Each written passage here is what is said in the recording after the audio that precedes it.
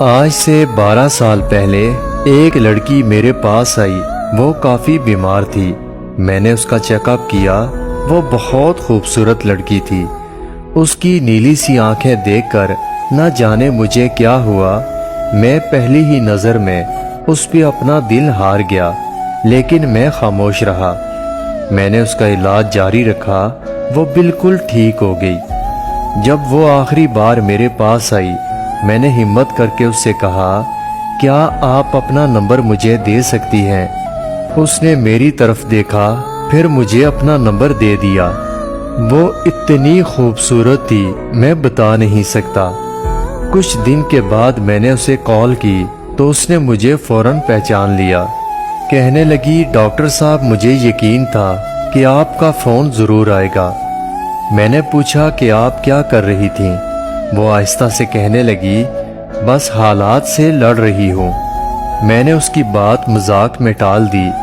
میں نے کہا، آپ یہ بتائیں کہ آپ کہاں رہتی ہیں؟ اس نے بات بدل دی، کہنے لگی، چھوڑیں ڈاکٹر صاحب، میں کہاں رہتی ہوں؟ آپ بتائیں، آپ نے مجھ سے نمبر کیوں مانگا تھا اور مجھے کال کیوں کی؟ میں مسکرانے لگا۔ میں نے کہا، آپ جانتی ہیں اللہ نے آپ کو کتنا خوبصورت بنایا ہے، آپ بہت پیاری ہیں۔ وہ میری بات سن کر خاموش ہو گئی اور تھوڑی دیر کے بعد کہنے لگی، ڈاکٹر صاحب، پیارا ہونے سے کیا ہوتا ہے؟ کاش نصیب بھی پیارے ہوتے۔ میں نے سوال کیا، کیوں، آپ کے نصیب کو کیا ہوا؟ وہ پھر تھوڑی دیر چپ ہونے کے بعد کہنے لگی، ڈاکٹر صاحب، آپ مجھ سے ٹائم پاس کرنا چاہتے ہیں۔ ابھی وہ بات کر رہی تھی کہ میرے پاس مریض آ گیا۔ میں نے فون بند کر دیا، لیکن ہماری بات ہوتی رہی۔ ایک دن وہ مجھے کہنے لگی، ڈاکٹر صاحب، میں جانتی ہوں آپ کا پیار کہاں تک ہے، آپ بتا دیں کب کس وقت آپ کو ملنے آؤں۔ اس کی یہ بات سن کر میرے رونگٹے کھڑے ہو گئے۔